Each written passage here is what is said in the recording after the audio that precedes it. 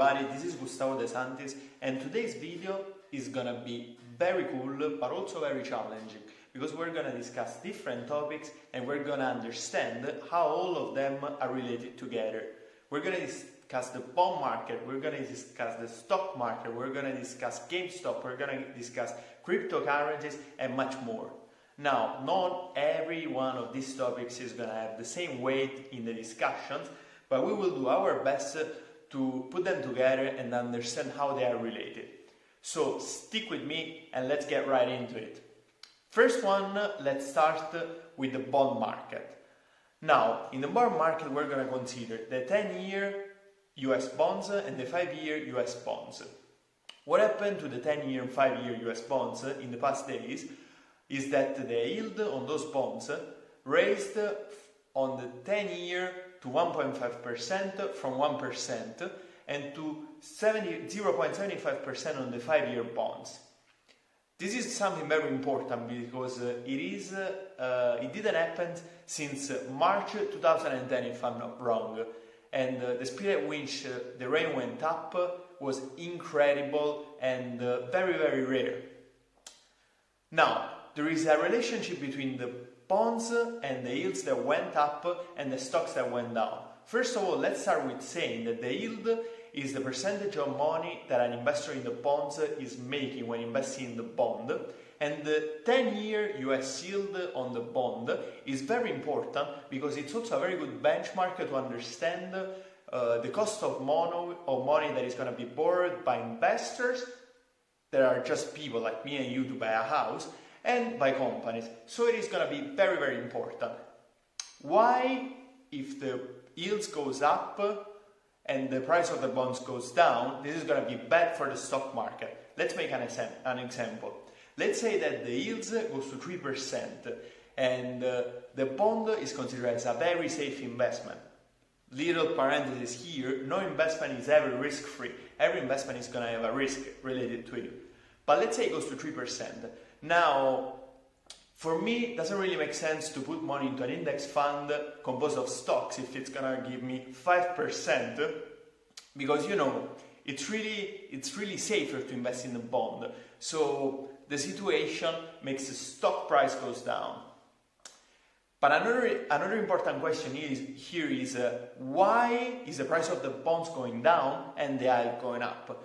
There are a couple of reasons here, and not every reason is rock science, but this is going to let us understand how those things happen and what's the reasoning behind it. First of all, in the United States, there is going to be a very big stimulus check that is coming. It's going to be 1.9 billion. And guess where the stimulus checks comes from? You guessed it right. It is coming from the selling of bonds. So what the state is going to do, the state is going to sell more bonds, it's going to take this money and it is going to give the money to the people that are going to be entitled for the stimulus check. But this is going to lead to another supply of bonds. So people are thinking, if the supply of bonds is going to be higher in the future, what's really the point for me of buying a 10-year bond right now or a 5-year bond right now? There's no point. That's one reason that does make the price go down. Another reason is that, and it's kind of tricky, this one is kind of tricky and fun as well because this also brings the stock market down. This reason is that people have a very good expectation for the future, because the COVID-19 situation is getting better, the vaccine is coming out, and they have an expectation that the economy is going to grow, and they have the idea that the stock market is going to be good in the future. You know, many good things happen, like Shopify, for example, had very good earnings due to the biggest Q4 ever, and there were new IPOs like Bumble or Airbnb, and probably this is going to lead to opportunities. So they say, since I want to invest in the stock market later, I'm going to keep my money and I'm going to put it there, so I don't want the bonds.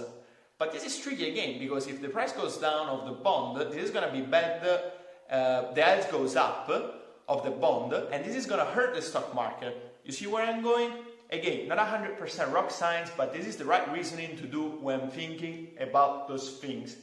Another reason can be inflation, simply inflation. For example, we say that the yield on a 10-year bond is gonna be, it is actually, more than 1.5%. But what if inflation goes to 2%? Then if I'm investing in that bond right now and inflation goes to 2%, later in the future, my investment doesn't even make sense. So this is another reason for which maybe people are not going to be interested into buying bonds. And in addition to that, we can have the Fed and Jerome Powell raising interest rates in the future. Because the Fed's job is to keep unemployment and inflation through interest rate management at the right level. So what if the Fed is gonna bring the interest up, the yields up? Doesn't even really make sense for me to invest now because I'm gonna invest later and I'm gonna have a better one. Of course, this situation needs to be contextualized because if the yields stay low, that is not gonna be very attractive for, let's say, bonds investor. On the other side, if people want to borrow and invest in other assets, like for example, I don't know, real estate, if I want to go out and buy a house and get a loan from the bank, in that situation, it's going to be very convenient for me to have a low interest rate. So, but again, we're talking about the bond market and how it is related to the stock market. That was just a little parenthesis to give you a hint.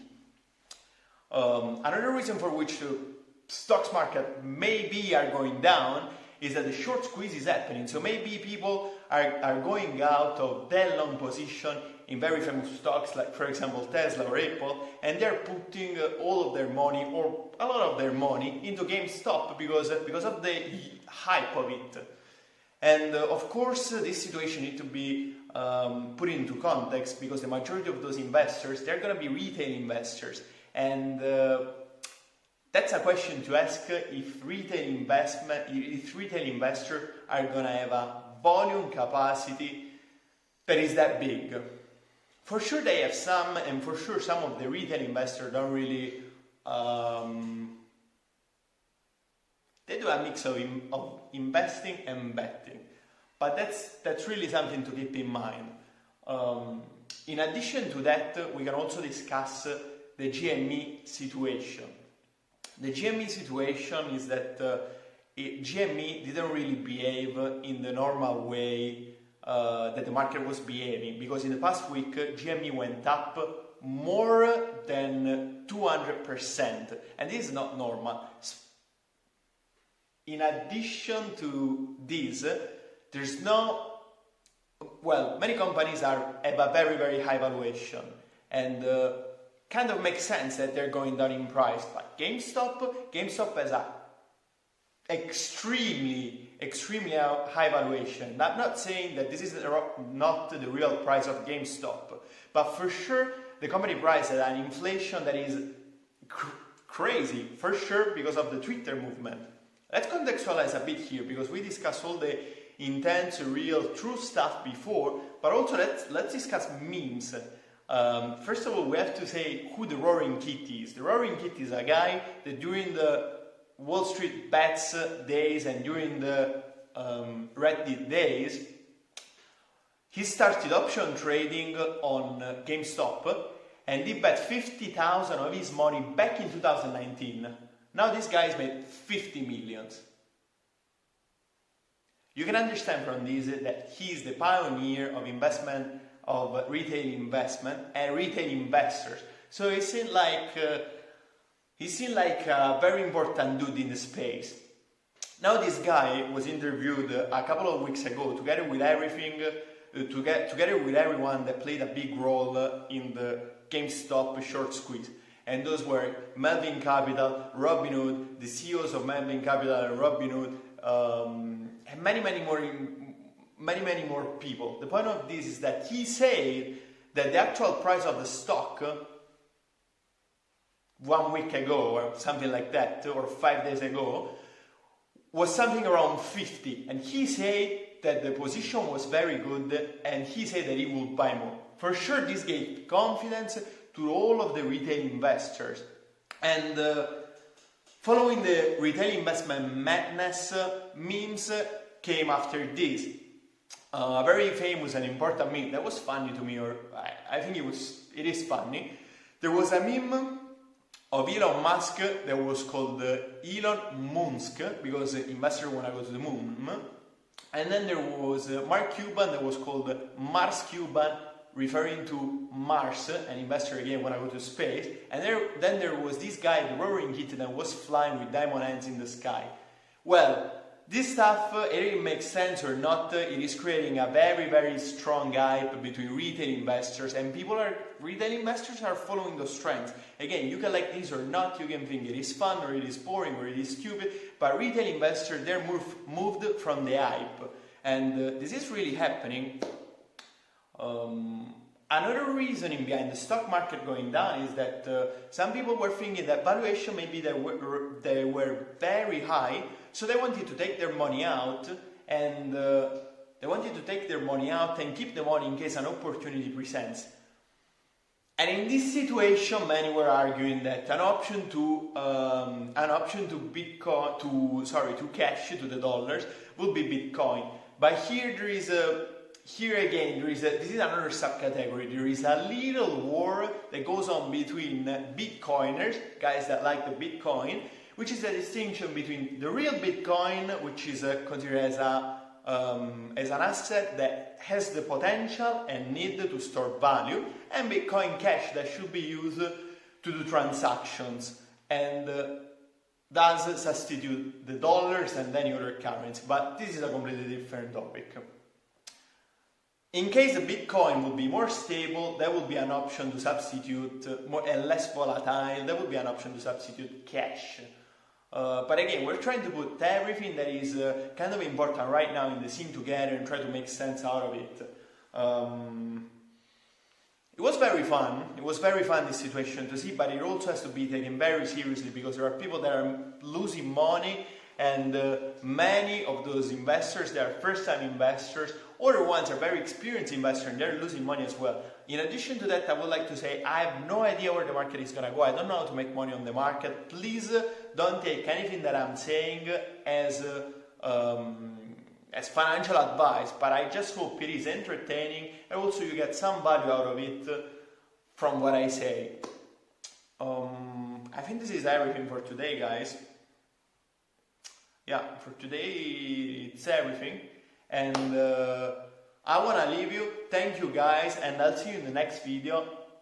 Hope you enjoyed this one. Don't forget to like this video and smash the subscribe button. Also smash the like button.